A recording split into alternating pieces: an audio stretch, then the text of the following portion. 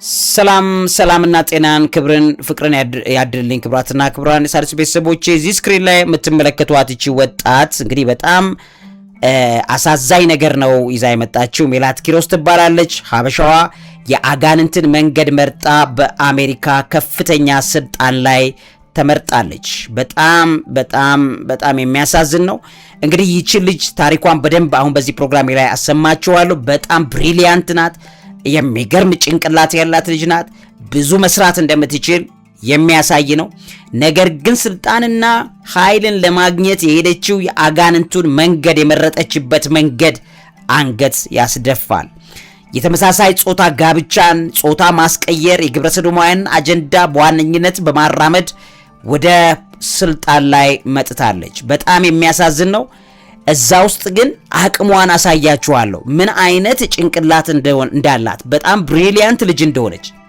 ነገር ግን ይሄን እዚህ ስክሪን ላይ የምትመለከቱትን የአጋንንት ምልክት በማሳየት ተመልከቱ። ይሄንን በፕራይድ እና በኩራት ይሄ ደረቷ ላይ የምታሳየው ማለት የአጋንንቶቹ ቡድንን ኩራት፣ ጣቷን ሁሉ በአውሬው ምልክት በማሳየት ይሄንን ትውልድ ቀጣዩን ትውልድ አውሬው እንዲማርክ ለማድረግ በር የከፈተችና የአውሬው መንፈስ ትውልዱን እንዲቆጣጠር በር የከፈተች መሆኗን በይፋ እዚህ ጣቶቿ ላይ የአውሬውን ምልክት በማሳየት የግብረ ሰዶማውያንን ሙሉ በሙሉ አርማና የነሱን ንቅናቄ በማስተናገድ ይህች ሰው ወደ ስልጣን መታለች። ውድ ቤተሰቦቼ በጣም የሚያሳዝን ዘመን ላይ ነው ያለነው። በጣም በሚገርማችሁ ሁኔታ አሁን ታሪኳን ቀጥላችሁ ስትሰሙ ብዙ አሁን ሚዲያ ላይ ያልሰማችኋቸው ነገሮች አብዛኛዎቹ ነግራችኋለሁ። ቀጥዬ ምርጥ የሚገርም ጭንቅላት ያላት ወጣት ናት። ግን እንደዚህ አይነት አጋንንት መንገድ መምረጧ በጣም ልብ ይጎዳል፣ ልብ ያሳዝናል። ያለንበት ዘመን የመጨረሻ ዘመን ነው። ውድ ቤተሰቦቼ እንግዲህ እሱ አንደኛው ጉዳይ ነው። በጣም እንድትከታተሉት ፈልጋለሁ። ሁለተኛው ጉዳይ ደግሞ ፕሬዝዳንት ትራምፕ እስከ ኦቫል ኦፊስ እስከ ቢሮአቸው ሌላ ከምስራቅ አፍሪካ እንግዲህ ከዚህ ቀደም የምትታወቀው የሶማሊያዊቷን ፖለቲከኛ እንግዲህ በከፍተኛ ሁኔታ የትራምፕ ጠበኛ ሆና ሶማሊያን ድረስ ሀገሬ ተልከስክሰው የሚኖሩ እንዲህ ያሉ ትራምፕ እስኪሰድቡ ድረስ እሷም ፊት ለፊት እስክትጋፈጠው ድረስ ትራምፕን የቆየችው ምስራቅ አፍሪካዊቷን የሶማሌ ፖለቲከኛ በተመሳሳይ ሁኔታ ሌላ ከምስራቅ አፍሪካ ጠላት ሰው ወይም ጠላት አስተሳሰብ የያዘች ሰው ወደ ዋይት ሃውስ ኦቫል ኦፊስ ስብሰባዎች ውስጥ ፊት ለፊት የምትጋፈጥ ሰው ሆና ትመጣለች ማለት ነው። እስከዛ ድረስ ነው የምትሄደው። ነገር ግን እስከ ትራምፕ ቢሮ ድረስ ለመሄድ ግን ይህቺ ወጣት ሜላት ኪሮስ ቀጥላ የምትሄድባቸው መንገዶች አሉ። እነሱን አሳያችኋለሁ እንዴት እንደተመረጠች። ቀጥላ 2026-27 ምርጫ ምን እንደሚገጥማት፣ በ2029-28 ምርጫ ምን እንደሚሆን፣ ከዛ አካሄዷ ምን ሊሆን መስል እንደሚችል በደንብ አድርጌ ያሳያችኋለሁ። እንግዲህ ይህችን ሰው በተመለከተ ከሀበሻ ኮሚኒቲ ናት። አንድ ጠንካራ ነገሯን የምናደንቅላትን ፓርት እናደንቃለን። የምናዝንበትን ጉዳይ ደግሞ አብረን አንገት እንደፋለን።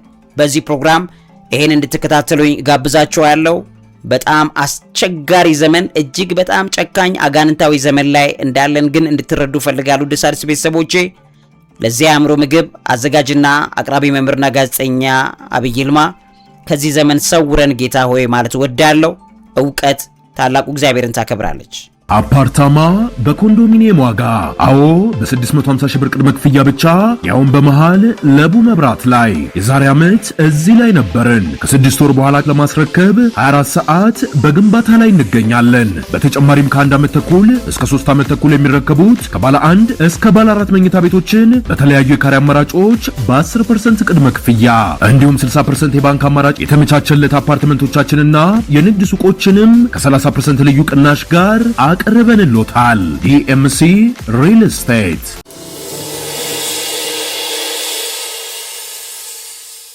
ሀበሻዋ አጋንንታዊ መንገድን መርጣለች።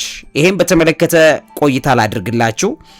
እንግዲህ በሜላት በኮሎራዶ አንደኛ የኮንግረስ ዲስትሪክት ውስጥ ነው ለ30 ዓመታት ያክል በስልጣን ላይ የቆዩትን ዲሞክራት ዲያና ደጌትን በዲሞክራቲክ ፓርቲ ውስጥ ውድድር ያሸነፈችው። እንደገናም ደግሞ በተለይ በርኒ ሳንደርስ በጣም ታዋቂ የአሜሪካ ፖለቲከኛ ናቸው። በሳቸውም ጭምር እንግዲህ ኢንዶርስመንት ወይም ድጋፍ ከጀርባ ያገኘች ናት። ምን ማለት እንደሆነ በደንብ አድርጌ ነግራቸዋለሁ።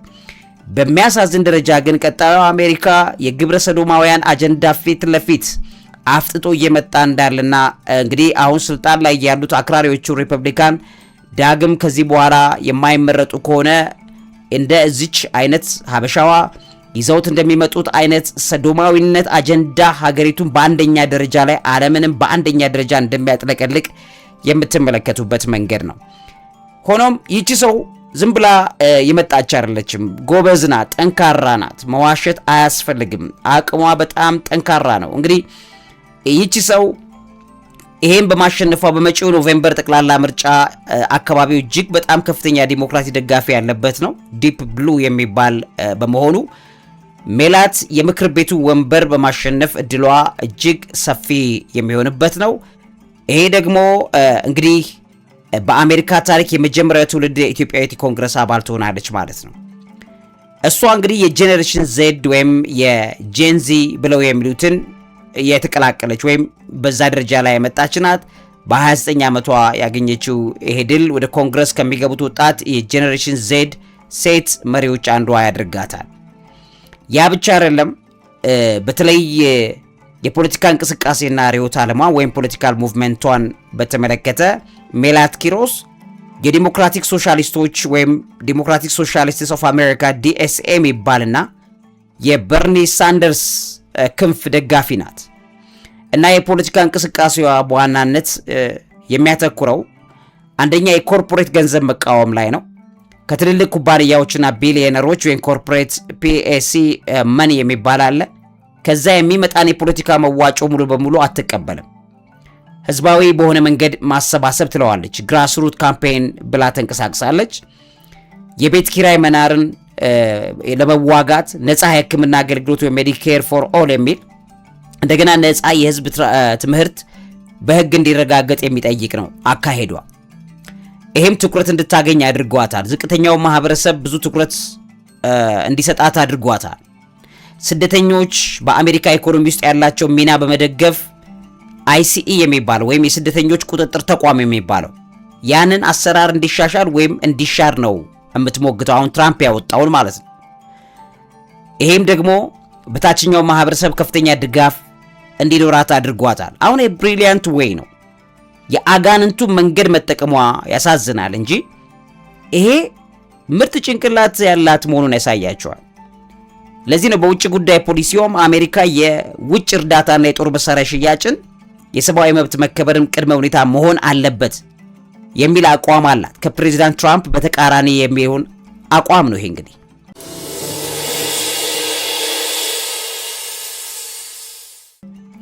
ከዚህ አንጻር እንግዲህ ሜላት ይሄን ፖለቲካዊ አስተሳሰብ ለረጅም ጊዜ ይዛው አሜሪካ ውስጥ አድጋለች። ሜላት የተወለደችው እዚሁ አዲስ አበባ እንደሆነ ነው መረጃው የራሷ ገጽ ላይ ያለው መረጃ የሚያሳየው። አንዳንዶች ትግራይ ተወልዳለች ይላሉ። ትግራይ አይደለም የተወለደችው እዚሁ አዲስ አበባ ነው፣ ግን ቤተሰቦቿ ትግራዋይ ናቸው። ገና በህፃነቷ ከወላጆቿ ጋር ወደ አሜሪካ ተሰዳ በኮሎራዶ አድጋለች። ስለዚህም የስደተኛ ቤተሰቦችን አስቸጋሪ ህይወት በቅርበት እንደምታውቀው ኮሎራዶ ፐብሊክ ሬዲዮ ላይ የቀረበ መረጃ በደንብ አድርጎ ይናገራል። ከዚህ ጋር በተያያዘ ትምህርትና ሙያዋ ትልቁን ቦታ ይዞላታል። በፖለቲካ ሳይንስና ኢኮኖሚስት የመጀመሪያ ዲግሪዋን ካዝች በኋላ በታዋቂው የኖትርዴም የህግ ትምህርት ቤት የህግ ሙያ ተመርቃለች። ስለዚህ በአሁኑ ወቅት የፒኤችዲ ተማሪ ናት።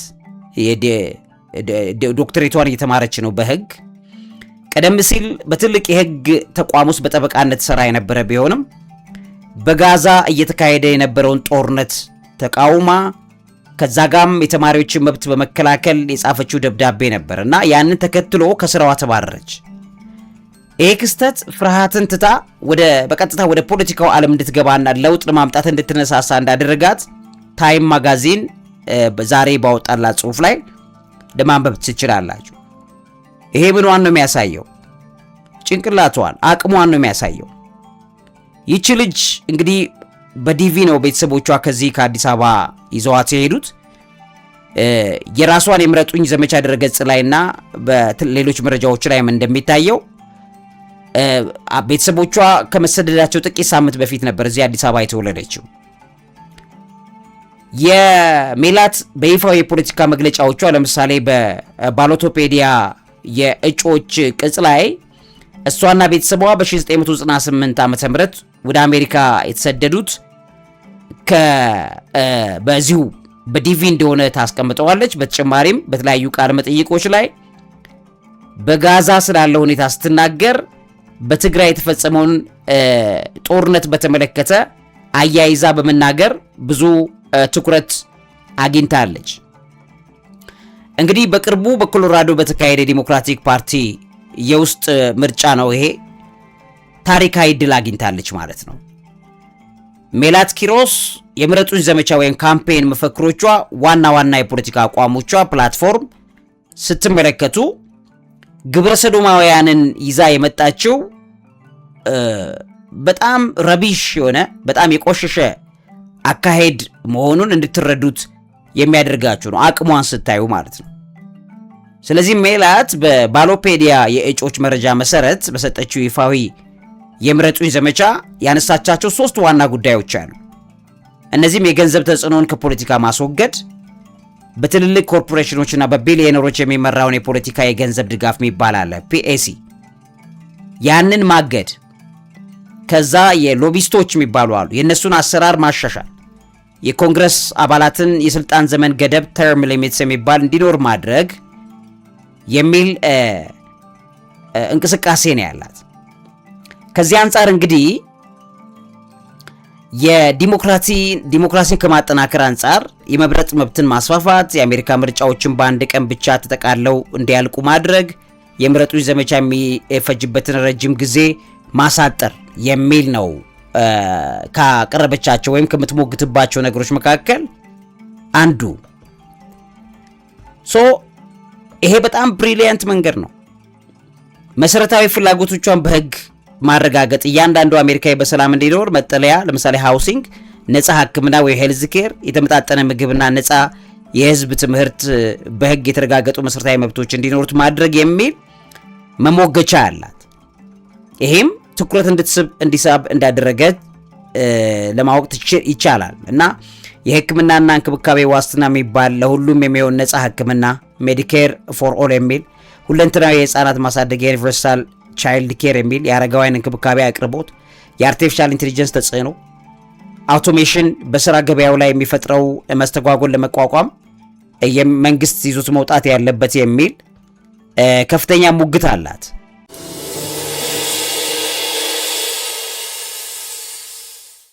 ይሄም ትልቅ ትኩረት እንድታገኝ አድርጓታል። ስታዩትም ጉዳዩ ትኩረት ይስባል። በጣም ደስ የሚል ነገር ነው እንደምታውቁ ማየት እንደምትችሉት ማለት ነው። የአየር ንብረት ለውጥ ላይም ትሞግታለች።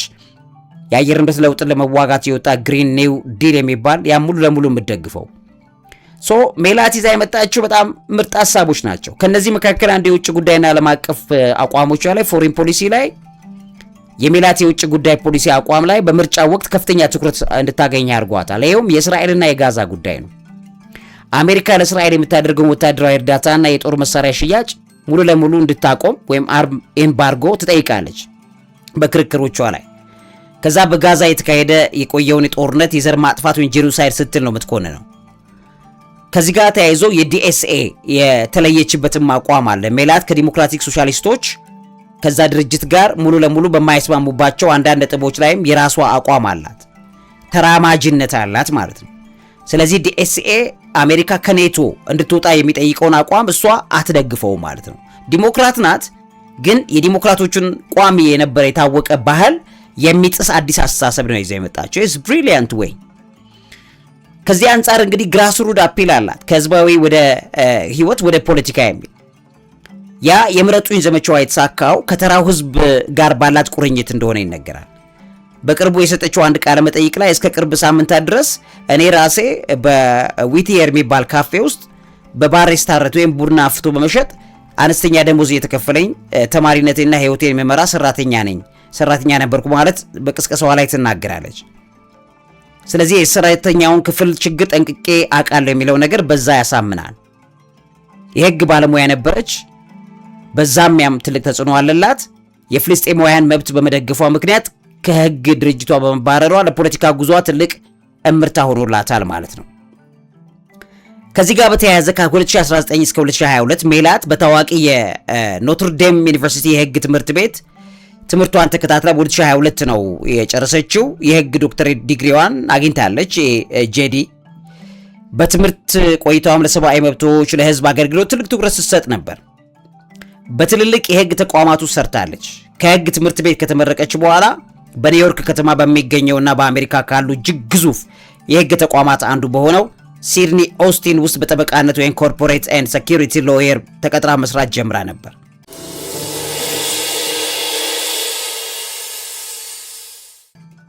ከዛ በ2023 እንደ አውሮፓውያን ዘመን አቆጣጠር ማለት ነው በቅርቡ የፍልስጤማውያንን መብት የደገፉና እስራኤልን የነቀፉ የህግ ተማሪዎች ከተለያዩ ድርጅቶች የሥራ ዕድል ተሰረዘባቸው።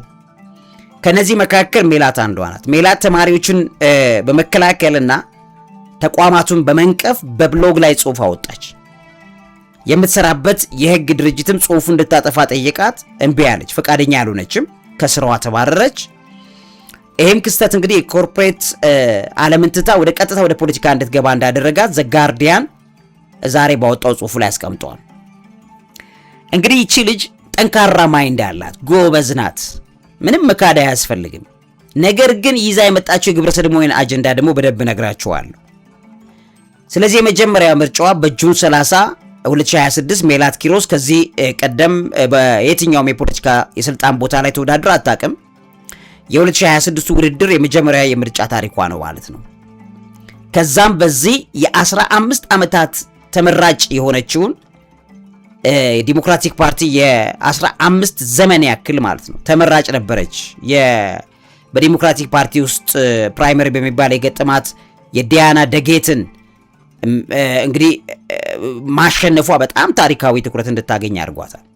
ሜላት ከተወለደችበት ከ1997 ጀምሮ ለ30 ዓመታት 15 የምርጫ ዘመናት በእያንዳንዱ ምርጫ 2 ዓመት ነው ወንበሩን እያቀያየረች ይዛ የቆየችው ሰው ናት ይቺ ሰው ማለት ትልቋ ሰው።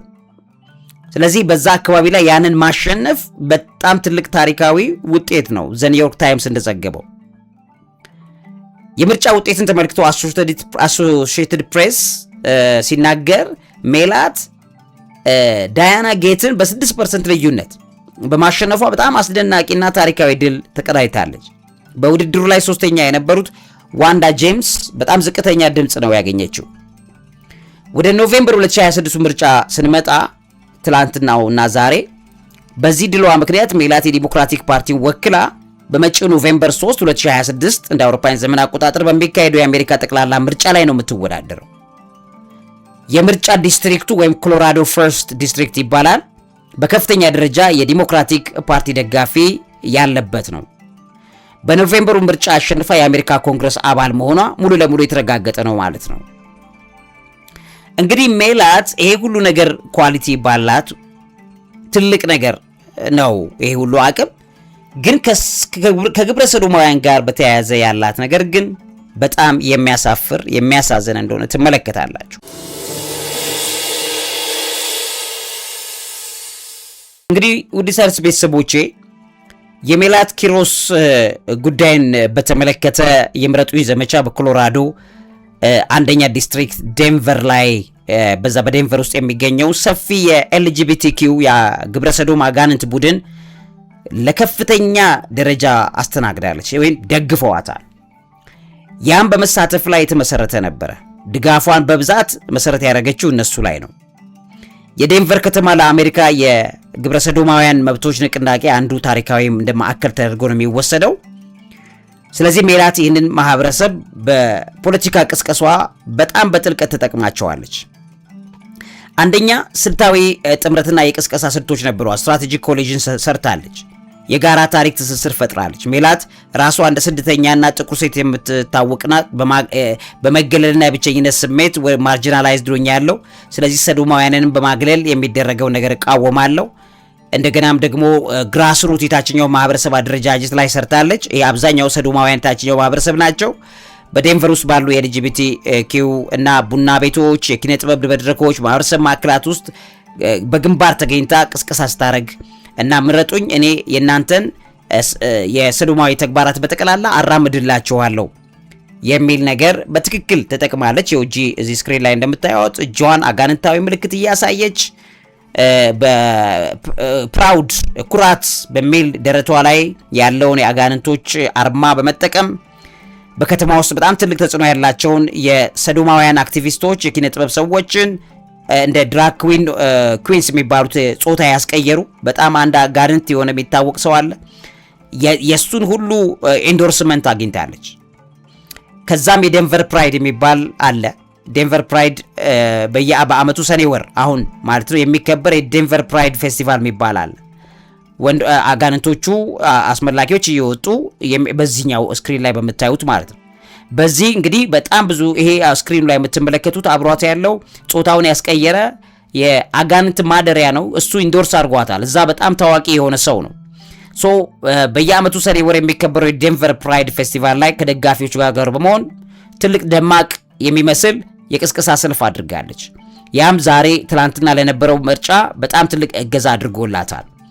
እሱ ብቻ አይደለም፣ የምረጡኝ ዘመቻዋ በሚገርም ደረጃ የነበረውን አካይ ስትመለከቱ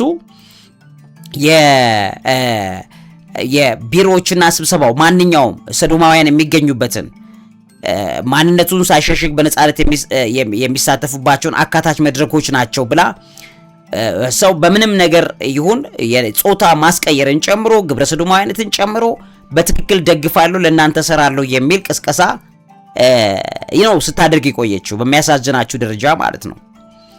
ይሄ የክዊር ወጣቶች የሚባሉ ተሳትፎ ላይ በኮሎራዶ ዩኒቨርሲቲ ውስጥ የሚገኙ ወጣት የሰዶማውያን ተማሪዎችን በበጎ ፈቃደኝነት በማሰለፍ የዘመቻዋ ግንባር ቀደም አንቀሳቃሽ አድርጋለች። እንደ ቲክቶክ፣ ኢንስታግራም ባሉ መድረኮች ላይ የሰዶማውያን መብቶች ምናምን በሚል ፕሮግሬሲቭ ፖሊሲዎችን የሚያራምዱ መልእክቶችን ስታስተላልፍ ነው የቆየችው። በዛም በጣም በርካታ የሰዶማውያንን ድጋፍ አግኝታለች።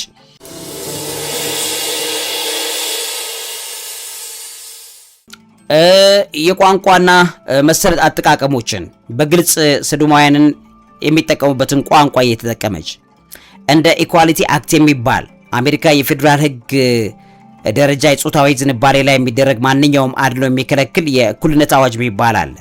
ያን በግንባር ቀደምትነት እንደምታጸድቅ ቃል ገብታለች። እሱ ብቻ አይደለም፣ የጾታ ጽኑ ሕክምና የሚባል ጀንደር አፈርሚንግ ኬር የሚባል ጥበቃ አለ።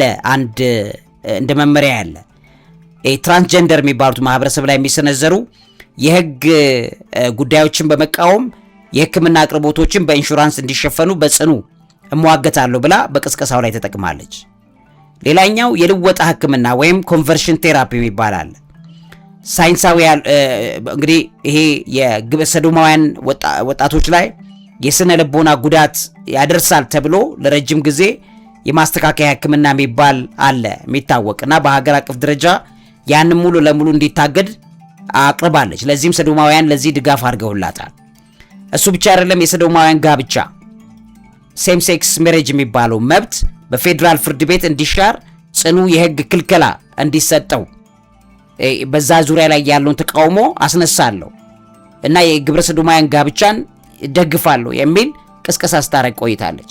እሱ ብቻ አይደለም፣ በተለይ ሰዶማውያን በዴንቨር ከተማ ካሉ ቤት አልባ ወጣቶች መካከል ከፍተኛ ቁጥር ያሉት ሰዶማውያን ናቸው ባይዘዌይ እና እነሱ በመሆናቸው ለነሱ የሚሆን መጠለያና ድጋፍ በፖሊሲያ ውስጥ አካታለች። ስለዚህ ዝቅተኛውንና ችግር ያለበትን ችግሩን ነቅሳ ነው ሄዳ ገብታ የገባችው። በዛ ውስጥም የሚታዩ እንደ HIV መከላከያ መድኃኒቶች እና የአእምሮ ጤና የአእምሮ ሕክምናዎችን በአነስተኛ ዋጋ እንዲቀርቡላቸው ዝቅተኞች ናቸው በጣም አብዛኛዎቹ ሰዶማውያን እዛ የደከመ ህይወት ነው ያላቸው እና እነሱን ነው ታርጌት አድርጋ ቅስቀሳ ስታደርግ የቆየችው። እሱ ብቻ አይደለም፣ ከትውልድ ሀገራቸው በማንነታቸው ምክንያት ተሰደው ወደ አሜሪካ ለሚመጡ ከኢትዮጵያ በሰዶማዊነት ተሰደው ለሚመጡ አይነት ማለት ነው እንደዛ አይነት አሳይለም ሲከር ልዩ የህግ ጥበቃ እንዲደረግ አረጋለሁ የሚል አካታለች ማለት ነው። እዛ ውስጥ በኮሎራዶና በአሜሪካ ደረጃ ተጽዕኖ ካላቸው ተራማጅ የሰዶማውያን የፖለቲካ ድርጅቶች ፖለቲካል አክሽን ኮሚቴስ የሚባሉ በእነዚህ ኮሚኒቲዎች ጋር በጥብቅ ቁርኝነት ረጅም ጊዜ ስትሰራ ቆይታለች። ከዛ የገንዘብ ማሰባሰብ ወይም ፈንድ ሬዚንግ ላይ ሰርታለች። በማህበረሰቡ ለዘመቻዋ ስኬት በትንንሽ የገንዘብ መዋጮች ወይም ግራስሩት ዶኔሽንስ ከፍተኛ የፋይናንስ አቅም በመሆን ደግፈዋታል። እንደዚህ አይነት ጥቃቅን ሰዎች ጥቃቅን እገዛ አድርገውላታል። ተቀናቃኟ ዲያና ደጌት በማህበረሰቡ ዘንድ የነበራቸው የቆየ ድጋፍ አለ። ሜላት ይበልጥ ደፋር እና ግልጽ የሆኑ አቋሞቹ ሴትዮዋ ያሏትን ጠንካራ አቋም የሚገረስስና እነዚህ ዝቅተኛ የህብረተሰብ ክፍሎችን በከፍተኞቹ የህብረተሰብ ክፍሎች ላይ አስነስታለች ማለት ነው። ስለዚህ በዴንቨር ከተማ ውስጥ የሰዶማውያን ማህበረሰብ በብዛት የሚኖሩበት ምርጫ ክልሎች ለሜላት ኪሮስ አስደናቂ ታሪካዊ ድል እንድታገኝ ከፍተኛ ድምጽ ድርሻ አበርክተዋል ማለት ነው። ስለዚህ ሜላት ወደ ኮንግረስ ስትገባ ለማንኛውም የተገለለ ማህበረሰብ ድምጽ እንደምትሆን በማሳመኗ ነው ማህበረሰቡ ምርጫውን እንደ ህልውና ትግል ቆጥሮ በነቂስ ወጥቶ የመረጣት ማለት ነው።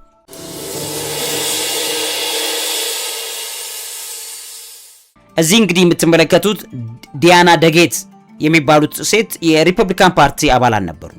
እሳቸውም እንደ ሜላት ኪሮስ የዲሞክራቲክ ፓርቲ ከፍተኛ መሪ ነበሩ። ስለዚህ ይሄ ውድድር በሁለት ተቀናቃኝ ፓርቲዎች ሪፐብሊካንና ዲሞክራት መካከል የተደረገ ሳይሆን በራሱ በዲሞክራቲክ ፓርቲ ውስጥ የተደረገ የውስጥ የእጩዎች ማጣሪያ ምርጫ ወይም ፕራይመሪ ኤሌክሽን ነው። ስለዚህ ሜላት ኪሮስ ለ30 ዓመታት በስልጣን ላይ የቆዩትን ዲሞክራት ዲያና ደጌትን ማሸነፏ በአሜሪካ ታሪክ ውስጥ ከፍተኛ ትኩረት እንድታገኝ ያደረጋት ከዚህ አንጻር ነው ማለት ነው። ስለዚህ እዚህ ውስጥ የፓርቲው የውስጥ ማዕበል ታያላችሁ፣ ኢንትራ ፓርቲ ሬቤሊየን የሚባል ይሄም እንግዲህ የሚያሳየው በዲሞክራቲክ ፓርቲ ውስጥ በባህላዊ መንገድ መካከለኛ ክንፍ የሚባለው ስታብሊሽመንትና በተራማጁ ክንፍ ግራ ክንፍ ላይ ፕሮግሬሲቭ ወይም ሶሻሊስት ሌፍት የሚባለው መካከል ያለው ከፍተኛ የስልጣን ፍልሚያ እየጨመረ መምጣቱን ያሳያል። ኢቭን ዲሞክራት ሆነው ትንሽ ጠበቅ ያለ ሰዶማውያን ላይም ሌሎች ላይም ጠበቅ ያለ አቋም ያላቸው እየተገፈተሩ እየወጡ እንደሆነ የሚያሳይ እንደሆነ ነው የምትመለከቱት። እንደነዚህ አይነት ጋጠ ወጥ የሆኑ ፖለቲከኞች ይፈለፈላሉ ማለት ነው። ስለዚህ ነገ ብዙ ትኩረት ለማግኘት ዝቅተኛው ማህበረሰብና በጣም ብዙ ሰዶማውያንን የሚቀሰቅስ አይነት አካሄድ ወደ መጠቀም ሰዎች እየገቡ ይመጣሉ። ሌላኛው እዚህ ውስጥ የምትመለከቱት የትውልድ ሽግግር ፍላጎት ወይም ፓስ ዘ ባቶን የሚባለው ነው። ዲያና ደጌት የ70 ዓመት አረጋዊት ሴት ናቸው። እሱም ተጽዕኖ አለው። እንደገና ሜላት ኪሮስ ደግሞ የ29 ዓመት ወጣት ናት። ስለዚህ ደጌት መጀመሪያ ወደ ኮንግረስ ሲገቡ ሜላት ገና የተወለደችበት ዓመት ነው። ስለዚህ ይሄ ጄኔሬሽን ዜድ የሚባለው አሁን ያለው ጄኔሬሽን በፖለቲካ መሰላቸትና አዲስ የጄኔሬሽን ዜድ አመራር መፈለጉን የሚያሳይ አይነት አካሄድ ታያላችሁ። ሌላኛው እዚህ ጋር ኢንኮምበንሲ ቨልነራቢሊቲ ነው። በአሜሪካ ፖለቲካ ውስጥ አንድ የኮንግረስ አባል አንዴ ወንበር ከያዘ ኢንኮምበንት ከሆነ ለብዙ ዓመታት የመሸነፍ እድሉ እጅግ አናሳ ነው የሚሆነው። ደጌት እሳቸውን የመሰሉ የ30 ዓመት ፖለቲከኛ መሸነፋቸው በማንኛውም የስልጣን ወንበር ላይ ያለ ፖለቲከኛ ለዘላለም ደህንነቱ የተጠበቀ እንዳልሆነ በጣም ትልቅ መልእክት ያስተላልፈዋል ነው የተባለ ያለው። ሌላኛው ሪጀክቲንግ ቢግ ማኒ ነው። ዲያና ደጌት እንግዲህ ከትልልቅ የሕክምናና የንግድ ተቋማት ኮርፖሬት ፓክስ የሚባሉ በሚሊዮን የሚቆጠር የገንዘብ ድጋፍ አግኝተው ነበረ። ሜላት ግን ያንን በመቃወም ከተራው ህዝብ በሚሰበሰብ አነስተኛ ሳንቲም ወይም ግራስሩት ፈንድራይዚንግ ብቻ ነው ተወዳድራ ያሸነፈችው እና የገንዘብ ኃይል ሁልጊዜም እንደማያሸንፍ ለማሳየት ይሄ ጥቅም ላይ ውለዋል። ሌላኛው እንግዲህ በወረቀት ላይ ሁለቱም እጩዎች ወይም ፕሮግሬሲቭ ናቸው። ለምሳሌ ሁለቱም ሜዲኬር ፎር ኦል የሚል ነፃ ህክምናን ይደግፋሉ። ነገር ግን መራጮች ደጌት ለ30 ዓመታት በስልጣን ላይ ቆይተው የገቡትን ቃል በተግባር አላየንም የሚል ቃል ብቻ አትስጡን የሚል እምነትን በተግባር የሚል ነው ሜላትን የመረጧት። ግን አካሄዱን ቀጥለን የምናየውናል። በጣም ብዙ ነገሮች ነው እዚህ ውስጥ የምትመለከቱት። ስለዚህ ቀጣይ አካሄዷ የዚህ ልጅ ምን ሊሆን ይችላል?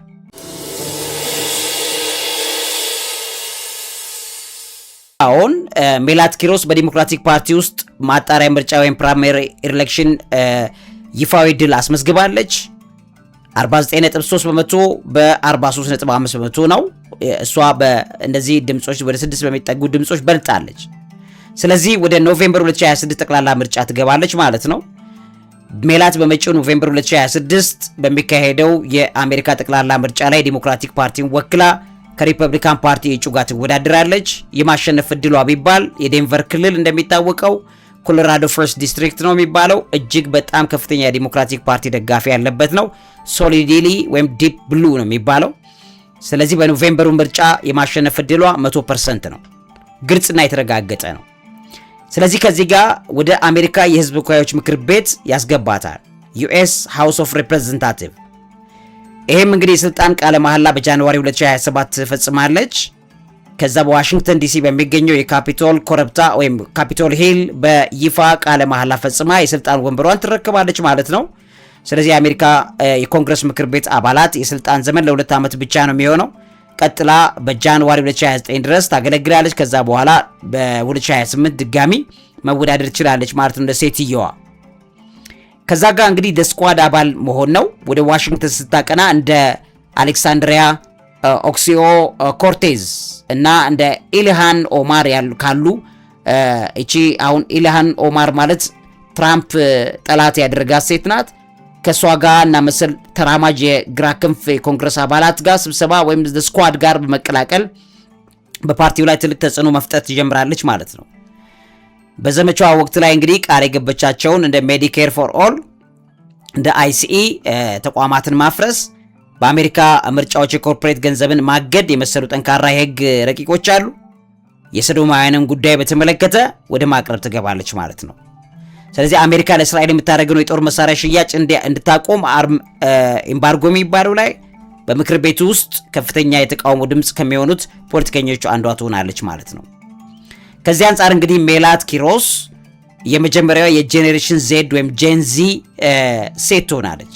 በ29 ዓመቷ ወደ ኮንግረስ ስትገባ በአሜሪካ ታሪክ የመጀመሪያው የጄኔሬሽን ዜድ ሴት ኮንግረስ አባል በመሆን ታሪክ ትሰራለች። ይህም ስኬቷ ቀላል አይደለም። ነገር ግን የመጣችበት መንገድ በጣም የሚያሳፍርና አጋንንታዊ መንገዱን የመረጠችበት ነው። እንግዲህ በርኒ ሳንደርስ በጣም ጥልቅና ቀጥተኛ ግንኙነት አላት ከሱ ጋር። በርኒ ሳንደርስ ከምርጫ በፊት ሜላት ኪሮስን በይፋ በመደገፍ ኢንዶርስ በማድረግ ለደጋፊዎቻቸው ጥሪ ያስተላለፉበት አጋጣሚ ነበር። ሜላት ድል እንደቀናትም ሳንደርስ በይፋዊ የኤክስ ትዊተር ገጻቸው ላይ ለሜላት ኪሮስ ላስመዘገበችው አስደናቂ ድል እንኳን ደስ አለሽ፣ ማዕበሉ እየተቀየረ ነው በማለት የጻፉበትም ጽሑፍ ታይቷል ማለት ነው። ስለዚህ የዲሞክራቲክ ሶሻሊዝም የሚባል የጋራ ርዕዮተ ዓለም የሚባል ንቅናቄ ያለ ተራማጅ ንቅናቄ ነው። በርኒ ሳንደርስ በአሜሪካ ፖለቲካ ውስጥ ይሄንን ንቅናቄ በግንባር ቀደምነት ያስተዋውቁ መሪ ናቸው። ሜላት ኪሮስም በዚሁ መስመር ላይ ነው ተከታይ ሆና እየሄደች ያለችው። የበርኒ ሳንደርስ ተማሪ ናት እንደማለት ነው።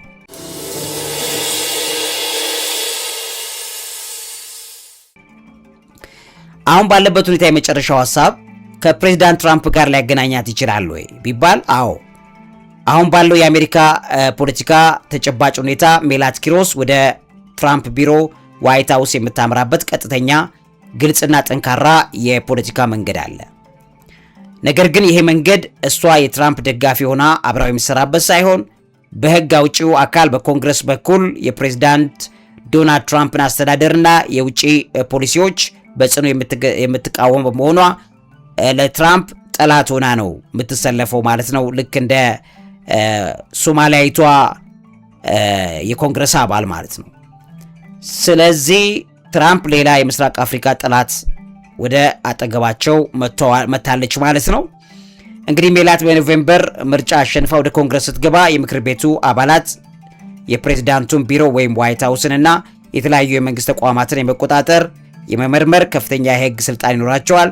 ሜላት በተለይ በሁለት ትልልቅ የትራምፕ አጀንዳዎች ላይ በቀጥታ ከዋይት ሃውስ ጋር ፊት ለፊት ትጋፈጣለች። አንደኛ አይሲኢ ተቋማትን ማፍረስ ነው። ትራምፕ የስደተኞችን ቁጥጥር አይሲኢ በጣም ሲያጠነክሩ፣ ሜላት ግን ይህንን ተቋም ሙሉ ለሙሉ አፍርሳለሁ የሚል ጠንካራ አቋም ይዛ ነው የምትገባው ኮንግረሱ ላይ። የበጀትና የህግ እገዳን በተመለከተም ሌላኛው ነው። ትራምፕ የሚያወጧቸውን የስደተኛና የኢኮኖሚ ፖሊሲዎች በኮንግረስ በኩል በጀት በመከልከል ወይም አዳዲስ ህጎችን በማውጣት የምታግድ ቀጥተኛ የስልጣን መንገድ ይኖራታል ማለት ነው። ስለዚህ የዋይት ሃውስ ይፋዊ ስብሰባዎችና ግብዣዎች ላይም ትሳተፋለች። በአሜሪካ የፖለቲካ ባህል ፕሬዝዳንቱ ወሳኝ የሆኑ አገር አቀፍ የህግ ረቂቆች ወይም በጀቶች ለማጽደቅ በሚፈልጉበት ጊዜ የሁለቱም ፓርቲ ኮንግረስ መሪዎችን እንዲሁም ተጽዕኖ ፈጣሪ አባላትን ወደ ዋናው የሥራ ክፍላቸው ኦቫል ኦፊስ በመጋበዝ ፊት ለፊት ይደራደራሉ። ሜላትም የወጣቱ የጄኔሬሽን ዜድ እና የተራማጁ የዲሞክራቲክ ሶሻሊስት ክንፍን አዲስ ኮከብ ነኝ በማለት ነው የምትቀርበው። በፓርቲዋ ስም ድምፅ ለመስጠት ከትራምፕ ጋር በዋይት ሃውስ ጠረጴዛ ዙሪያ ፊት ለፊት የምትቀመጥበት የፖለቲካ እድል ይፈጥራል ማለት ነው። ከዛ የ2028 የፕሬዝዳንት ምርጫ ማዕበል ይኖራል። የሜላት ኪሮስ ድል እንግዲህ የዲሞክራቲክ ፓርቲን ወደ ግራ ወይም ሶሻሊዝም እያዘወረው እንደሆነ የሚያሳይ ነው። ይሄ ለውጥ ፓርቲው በመጪው 2028 የፕሬዝዳንት ምርጫ ላይ ከትራምፕ ወይም ከሪፐብሊካን ፓርቲ ጋር ለሚደረገው ፍልሚያ አዲስ አቅጣጫ ይከፍታል። ሜላት ይህንን የተራማጅ ኃይሎችን ማዕበል በመምራት የትራምፕን ርዕዮተ ዓለም በአገር አቀፍ ደረጃ የምታዳክም የፓርቲዋን የፕሬዝዳንት እጩ የምታግዝበትም ትልቅ መንገድ ልትፈጥር ትችላለች ማለት ነው። በተለይ ሰዶማውያንን በዚህ ደረጃ ላይ መቀስቀስ እንደሚቻል አረጋግጣለች። ከዚህ አንጻር የምትሄደው መንገድ ቀጥሎ ለአሜሪካ በተለይ ሰዶማውያን ቁጥርን በአሜሪካ ቁጥር ለመጨመር የጾታ ማስቀየር፣ ሌሎች አጀንዳዎች፣ የተመሳሳይ ጾታ ጋብቻ፣ ሌሎች ጉዳዮችን በተመለከተ አሳፋሪውን ተግባር የምትጀምር ይሆናል ማለት ነው። እንግዲህ እቺ ሰው እስከ ፕሬዝዳንትነት ምርጫ ልትሄድ የምትችልበት በር ተከፍቶላታል። ስለዚህ ዞሮ በአሜሪካ ታሪክ በጣም ዘግናኝ የሆነ ነገር፣ በዓለም ታሪክ በጣም ከባድ የሆነውን ደፋር አጋንንታዊ መንገድ መምረጧን ትመለከታላችሁ ማለት ነው። ይህንን ላካፍላችሁ ብዬ ነው። ለዚህ የአእምሮ ምግብ አዘጋጅና አቅራቢ መምህርና ጋዜጠኛ ዐቢይ ይልማ። ያለንበት ዘመን ክፉ ነው። ውድ የሣድስ ቤተሰቦቼ አጋንንቱ ዓለም የሰለጠነበት ዘመን ነው። በዚህ ዘመን ላይ ከመጸለይ ያለፈ የምናረገው ነገር የለም። ልዑል እግዚአብሔር ይህን ዘመን ያሻግረን ማለት እወዳለሁ። እውቀት ታላቁ እግዚአብሔርን ታከብራለች። አፓርታማ በኮንዶሚኒየም ዋጋ፣ አዎ በ650 ሺህ ብር ቅድመ ክፍያ ብቻ፣ ያውን በመሃል ለቡ መብራት ላይ። የዛሬ ዓመት እዚህ ላይ ነበርን። ከ6 ወር በኋላ ለማስረከብ 24 ሰዓት በግንባታ ላይ እንገኛለን። በተጨማሪም ከ1 ዓመት ተኩል እስከ 3 ዓመት ተኩል የሚረከቡት ከባለ 1 እስከ ባለ 4 መኝታ ቤቶችን በተለያዩ የካሬ አማራጮች በ10% ቅድመ ክፍያ እንዲሁም 60% የባንክ አማራጭ የተመቻቸለት አፓርትመንቶቻችንና የንግድ ሱቆችንም ከ30% ልዩ ቅናሽ ጋር አቅርበንሎታል። ዲኤምሲ ሪል ስቴት